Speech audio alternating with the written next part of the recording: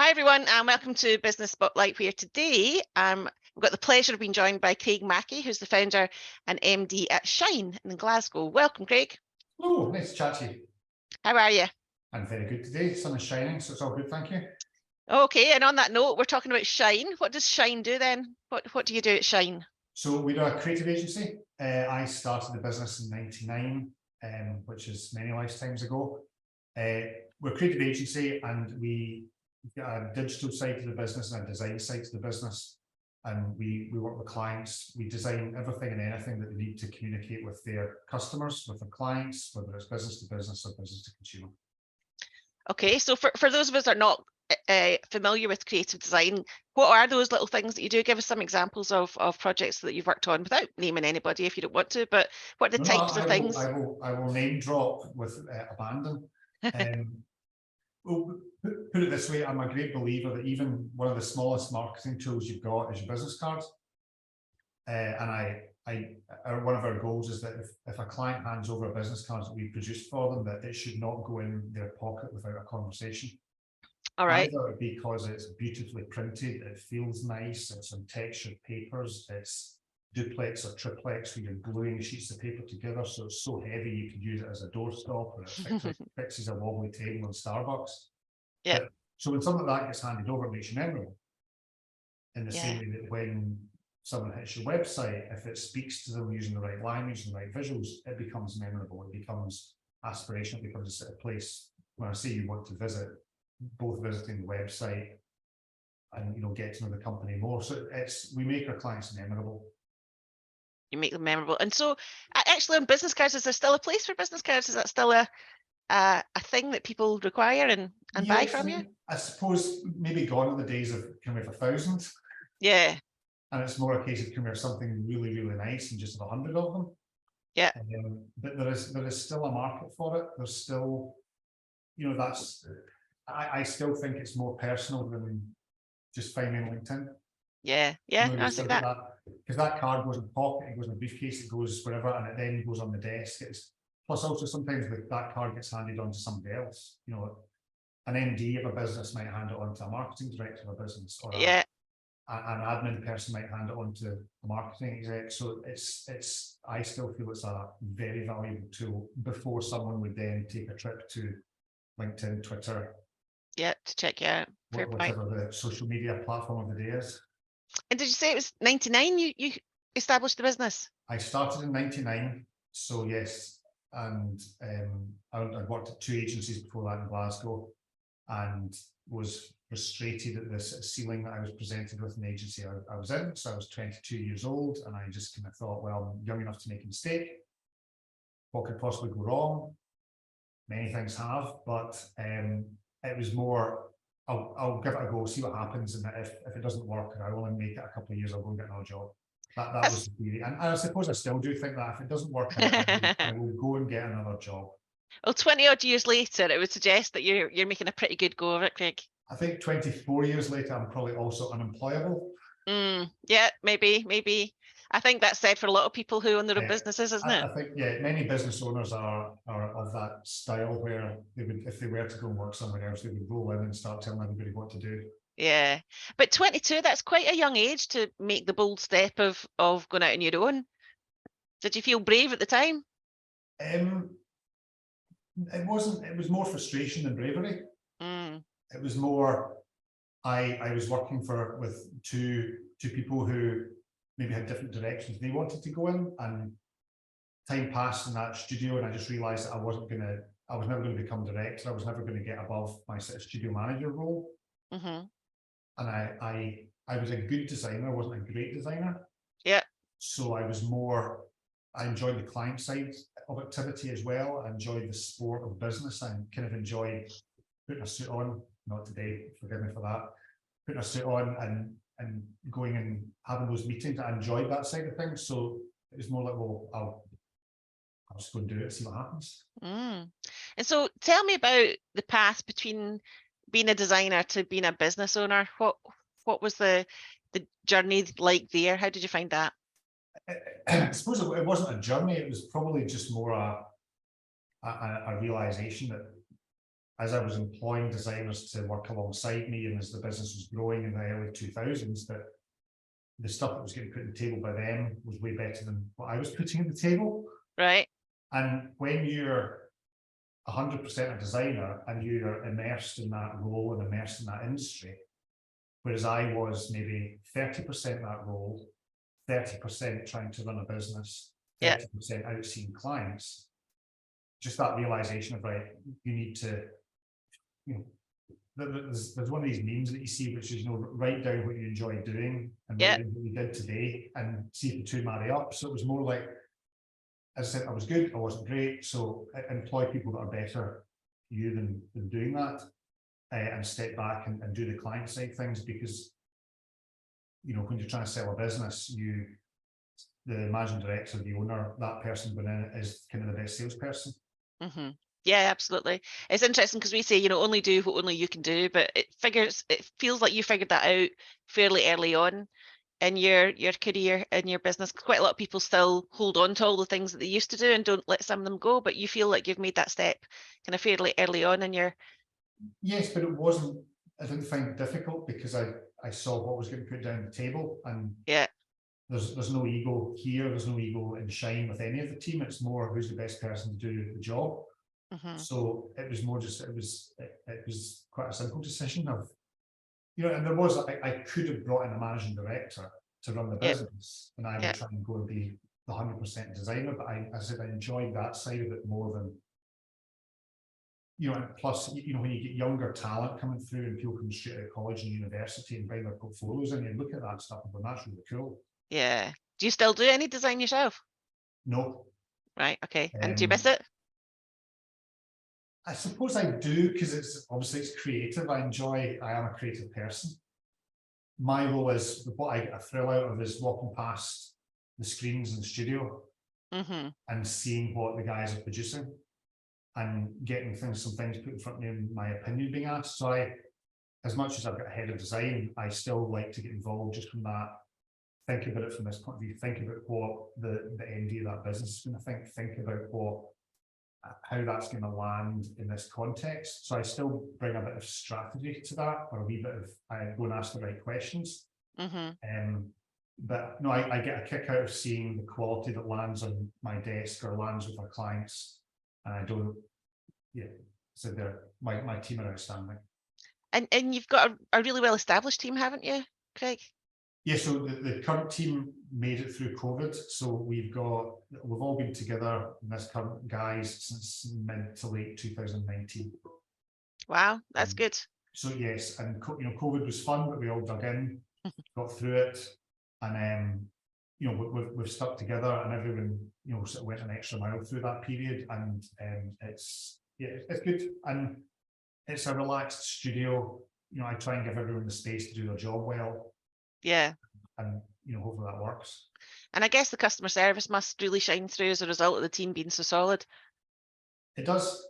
And one of the things that we use as part of our pitch process is and this question was asked of us recently, is when we pitch for something is, we ask who would we be dealing with?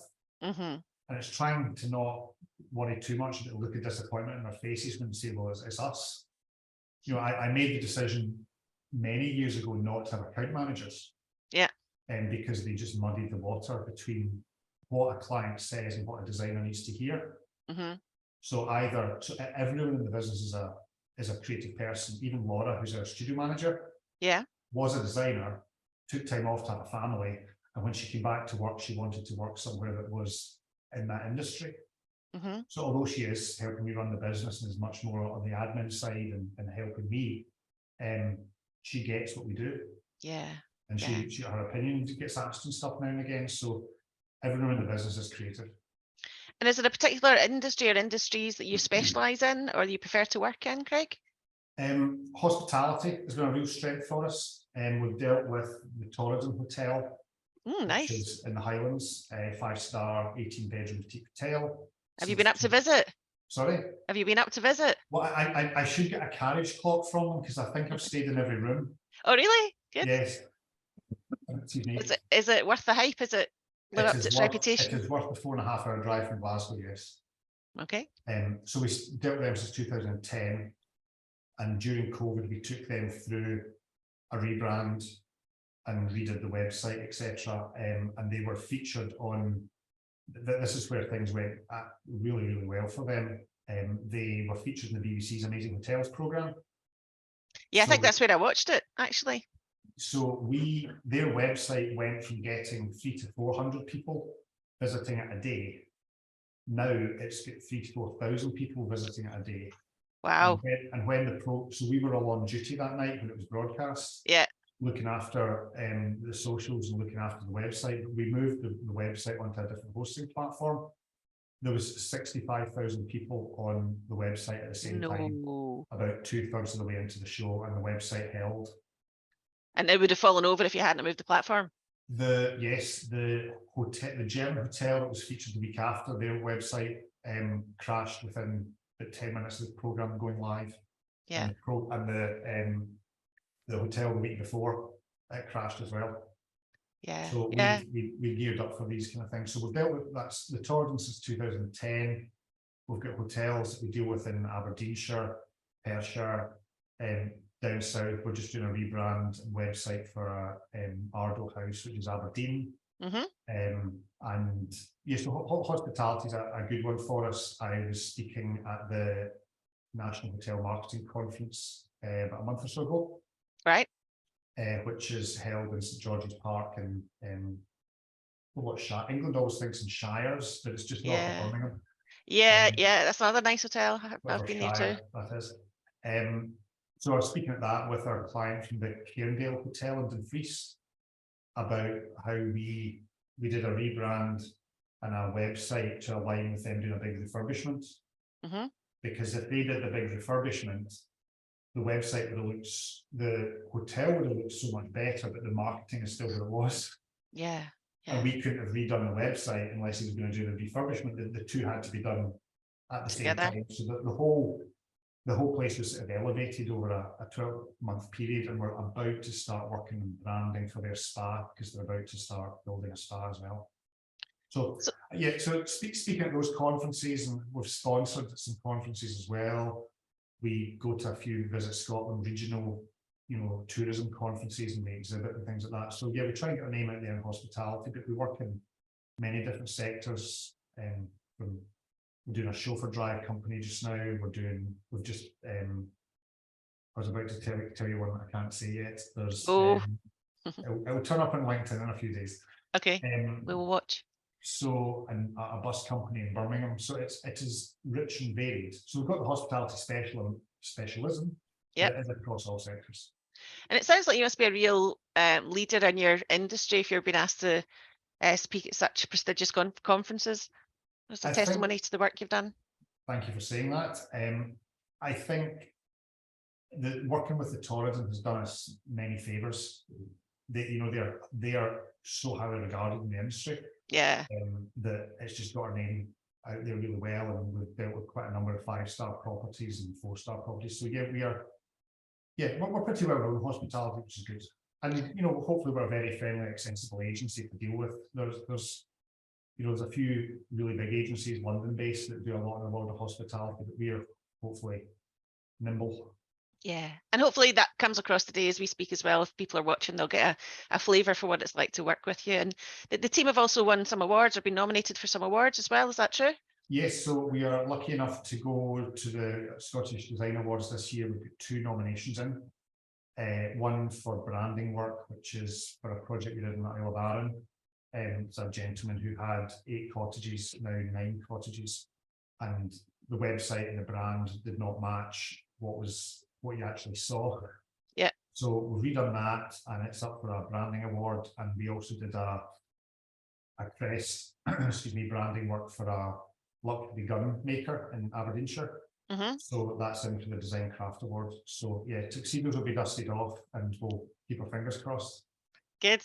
And what does the future hold for you then? The next, 3-5 years in your industry? What kinds of changes might be happening that you might need to adapt to, or what's your plan for the next little while?